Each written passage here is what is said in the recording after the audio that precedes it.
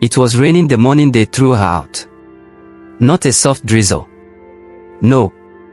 It was the kind of Lagos rain that flooded gutters and reminded you that heaven, too, could cry. Blessing sat hunched on the wet welcome mat, barefoot, her wrapper soaked through, her face swollen. A swollen lip. A bleeding elbow. A heartbeat that wouldn't slow down. The neighbors peeked through curtains, pretending not to see. Someone whispered, again. Another hissed and shut their window. No one came outside. The gate clanged shut behind her. Inside, her husband Bio didn't even look back. Just turned on the generator and raised the volume of the TV. She had no phone. No money. No friends nearby. No family who would take her back. And still, she sat there. Drenched, humiliated, and invisible. Minutes passed. Then an hour. Then headlights. A black SUV slowed in front of the compound. A man stepped out, tall, dark-skinned, dressed in a simple kaftan. He looked expensive but not flashy. His eyes scanned her, not with disgust, but with confusion. "Madam," he said, kneeling beside her. "Are you okay?" She flinched. He removed his jacket and placed it gently around her shoulders. "I'm not trying to harm you," he said, voice calm. "My name is Mcho. I saw you here, and I couldn't drive past." She didn't speak. But something in her eyes cracked. And then she did something she hadn't done in weeks, she wept. He helped her into the SUV, careful not to touch her too much. She smelled of rain and despair. But to him, she smelled like someone still alive. Still fighting.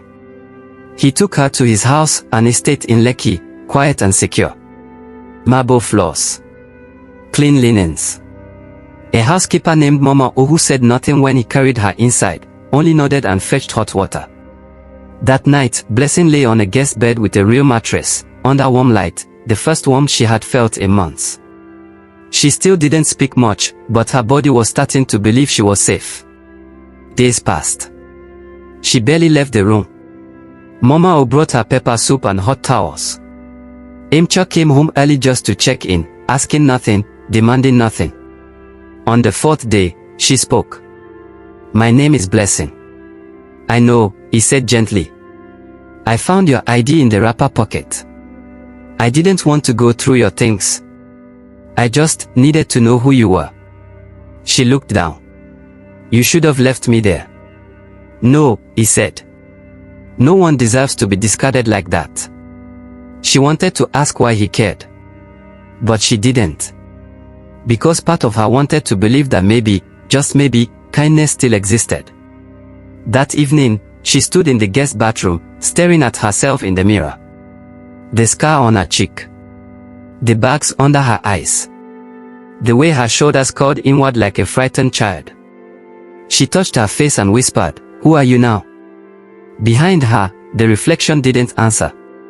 In the days that followed, she began helping Mama O around the house. Folding clothes. Sweeping corners. Polishing shoes. She wasn't a maid, but she needed to feel useful. To feel like she hadn't turned into a ghost. One morning, Mcho came out to see her scrubbing his SUV tires, her wrapper tied high, her hands soaked in soap. "What are you doing?" he asked, shocked. She startled. "Oh. Good morning, sir. You shouldn't be doing this. You're not a maid."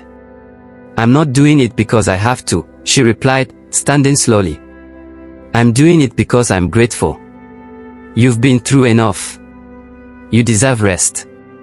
He looked at her. Really looked. Her eyes still carried pain, but deeper than that, there was something stronger. A quiet dignity. A resilience that no beating had erased. "All right," he said softly. "But next time, let the staff handle it. You've done enough for today." She nodded. "Yes, sir." But inside, she smiled. Not because of what he said. But because, for the first time in a long time, someone saw her. Not as a burden. Not as a punching bag. But as a human being. That evening, as she sat by the window watching the sunset melt across the Lekki rooftops, she whispered a prayer, not for vengeance, not even for justice. Just for peace. Just for the chance to begin again. And somewhere in the city, Bayo sat on his leather couch, still drinking, still shouting at the news, unaware that the woman he'd thrown out like garbage was about to become gold.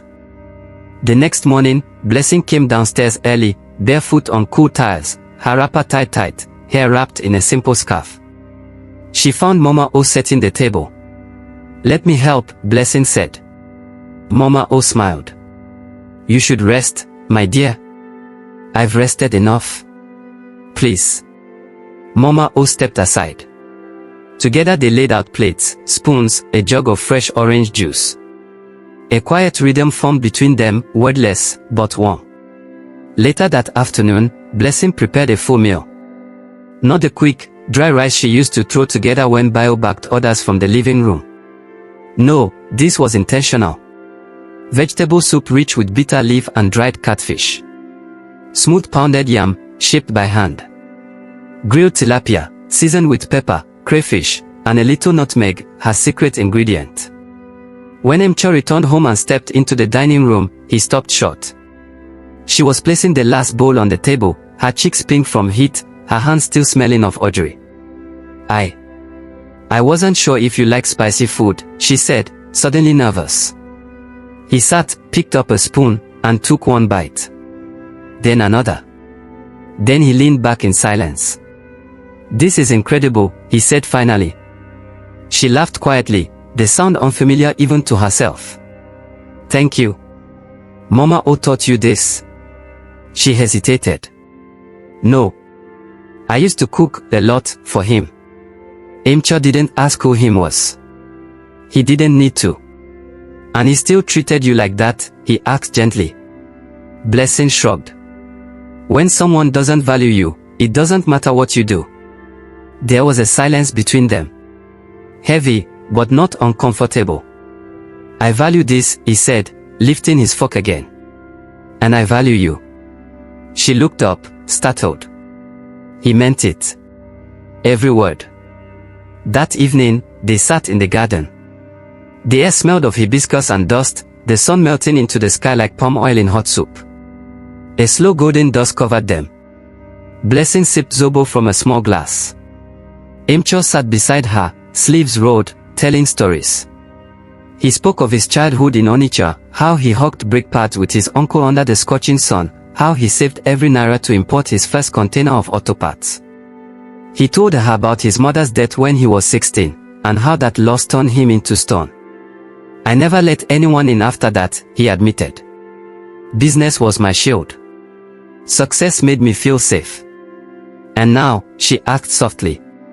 He looked at her for a long moment. "Now I'm beginning to see that healing doesn't come from walls. It comes from people." She lowered her gaze. "But I'm still broken." "No," he said. "You're mending. And the fact that you choose kindness after everything, that's strength." The only sound was the soft rustle of leaves and distant birds. Then she whispered, "I never thought I'd feel peace again." He leaned closer, not touching her, just near enough that his presence felt like a blanket. "I don't want you to just have peace. I want you to have joy too." 1 week turned into 2. Every morning, Blessing watered the potted lilies on the balcony. She helped Mama O clean the guest rooms. She made fresh juice, learned the names of spices in the pantry, and sometimes snuck into the study to read.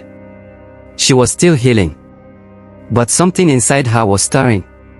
She was becoming. Every evening, Emcho found a reason to sit with her under the gazebo or by the koi pond. They talked about politics, gospel music, forgiveness, childhood dreams, and funny YouTube pastors. And slowly, so gently that she almost missed it, her heart began to soften. This wasn't pity. This wasn't charity. This was love. Unforced.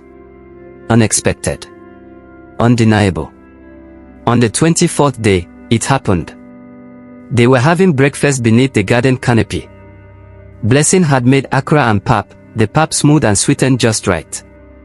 Emcho was quiet, more than usual. She looked at him. You don't like it? He shook his head, serious now. I love it. That's not the problem. Then what is? He reached across the table, slowly, carefully. Blessing, I have something to say. And I don't want you to feel pressured. I need to speak the truth. She set her cup down. Her heart started to pound. I never planned to feel this way, he said. But you've changed something in me. You remind me of the man I used to be, before money and power swallowed everything. She didn't speak. Just listened. You bring peace into rooms where I only used to chase performance. You've shown me that strength isn't loud, it's consistent. He reached into his pocket and pulled out a small velvet box. She gasped, already covering her mouth. Would you? His voice wavered. Would you let me build a future with you? He opened the box. Inside, a simple gold band. No diamonds. No flash. Just elegance. Blessing's eyes filled with tears. You want to marry me? Yes, he said. Not because I rescued you. But because I see who you are. Because I respect you. And because I love you. She wept. Not from fear. But from something deeper. Me. After everything. He rose and knelt before her. Let me remind you every day. She nodded, crying freely now. Yes, she whispered. Yes, I will marry you.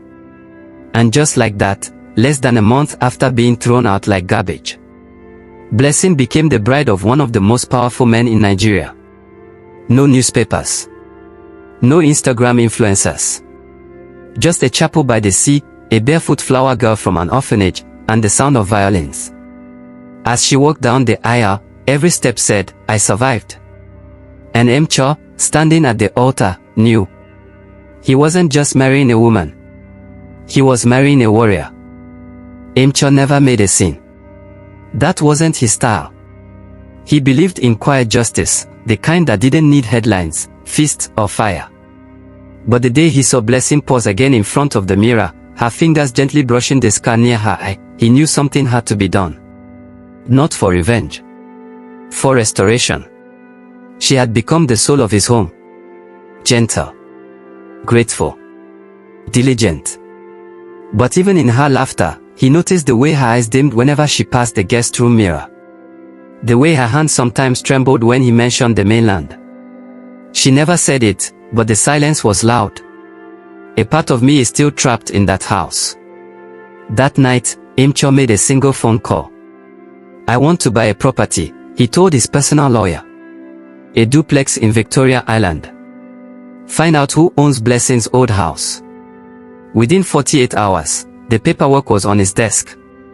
It's owned by a Lebanese investor, the lawyer said. An elderly man. The house is up for private sale. He's willing to offload it, for the right price. Emcho didn't flinch. Offer him full asking.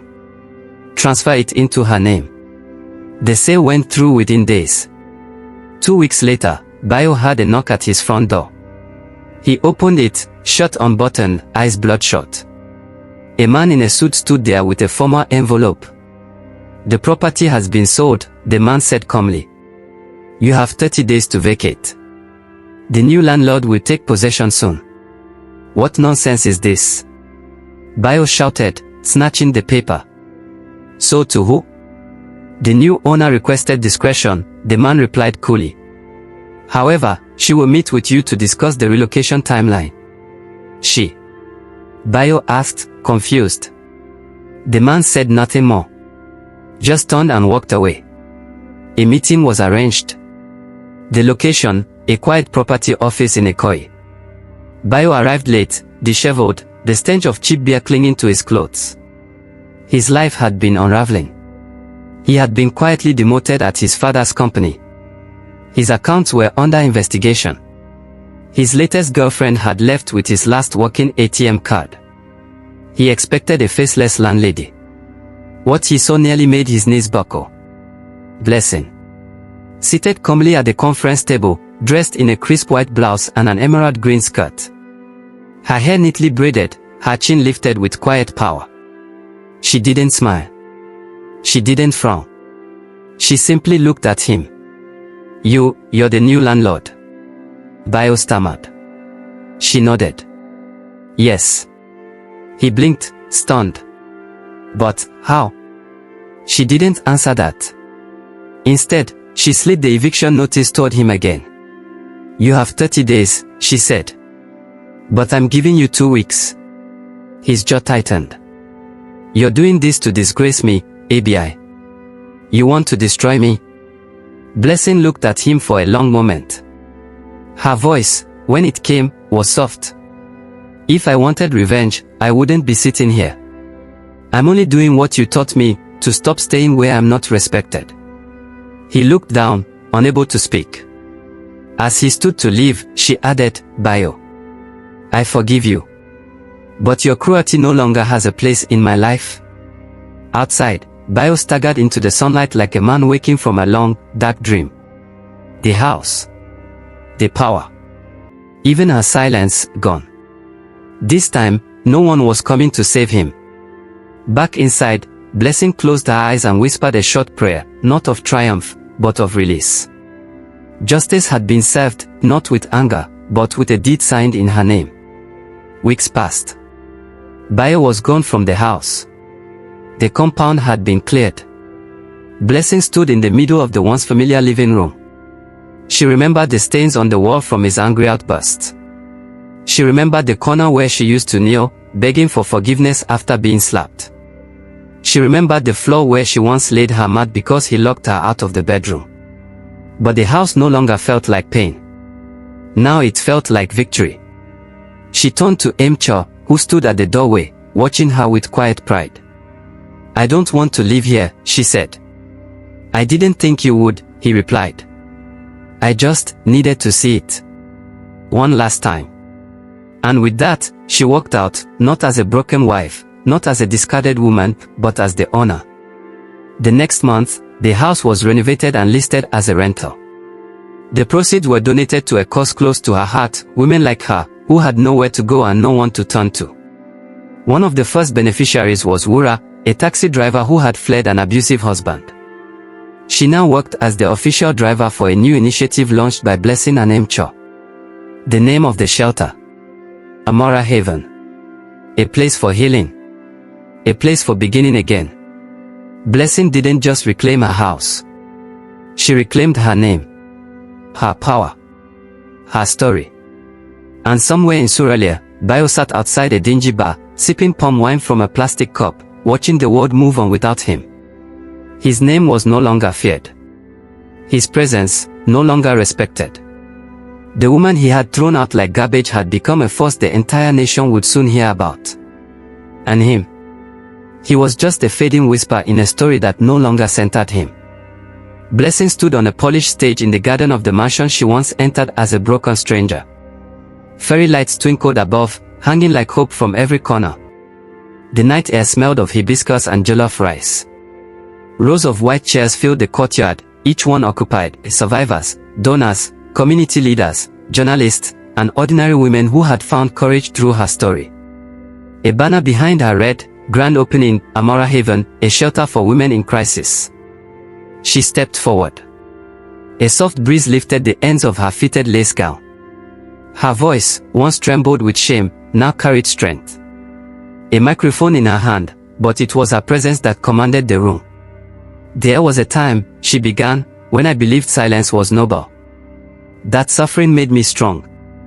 That being beaten, insulted, and discarded was my cross to bear." She paused. "But I've learned something. No one deserves to be treated like garbage. No woman should ever sleep on a doormat in the rain wondering if she matters. We are not property. We are not disposable." There was silence.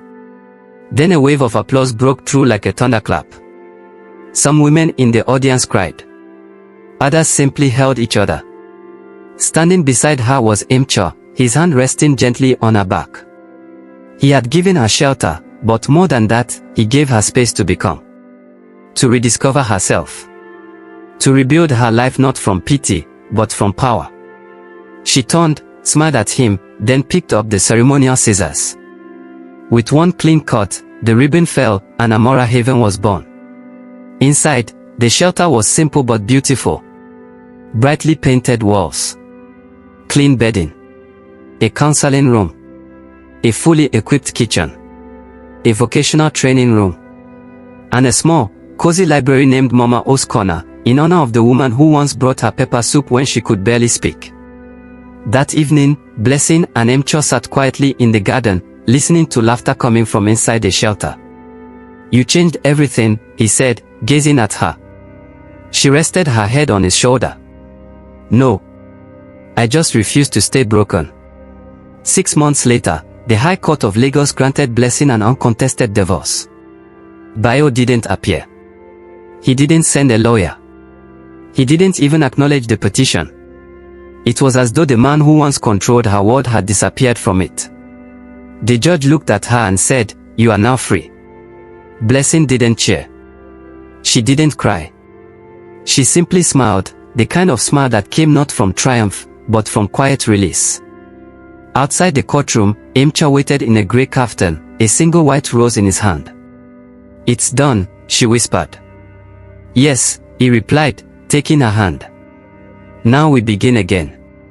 And begin again, they did. Blessing donated the rental profits from the duplex, the house she once called a prison, to fund a vocational center for women escaping domestic violence. Tailoring, hairdressing, catering, and tech programs. Each course was designed to help women rebuild not just their skills, but their confidence. One of the first to enroll was Wura, a former taxi driver who had lost everything after fleeing an abusive marriage. Now, she was the official driver for Amara Haven.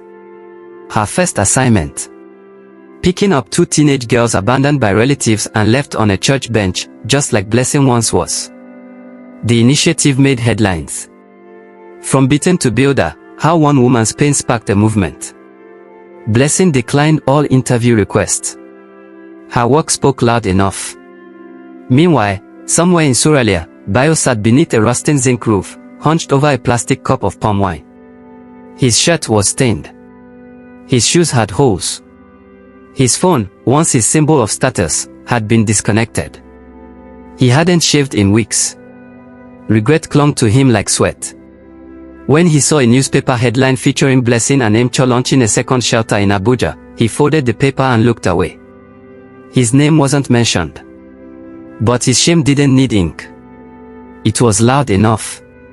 One Saturday morning, Blessing returned to the very street she was once thrown out from, not as a victim, but as a guest of honor at a community seminar for girls. She stood before them, their faces young and unsure, some with fresh bruises on their arms, others with pain buried behind silence. "I was once told," she said softly, "that obedience meant silence. But today, I stand here not because I obeyed cruelty, but because I walked away from it." Some of the girls clapped. Some cried.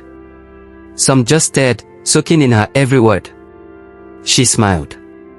This time, not because she was finally free, but because she had found purpose in her pain. The world had discarded her. Called her weak. Threw her out like waste. But grace picked her up. Planted her. Watered her. And she bloomed. Blessing became a symbol of what was possible when survival met dignity. Her scars didn't fade, they became her voice. Her silence didn't last, it became her message. And her past didn't chain her, it became her platform. So when you hear her name now, don't just remember the woman who survived. Remember the woman who built a shelter from the ruins. Blessing. Not just a name, but a legacy. If this story moved you, please like, share, and subscribe. Let her legacy inspire someone else today.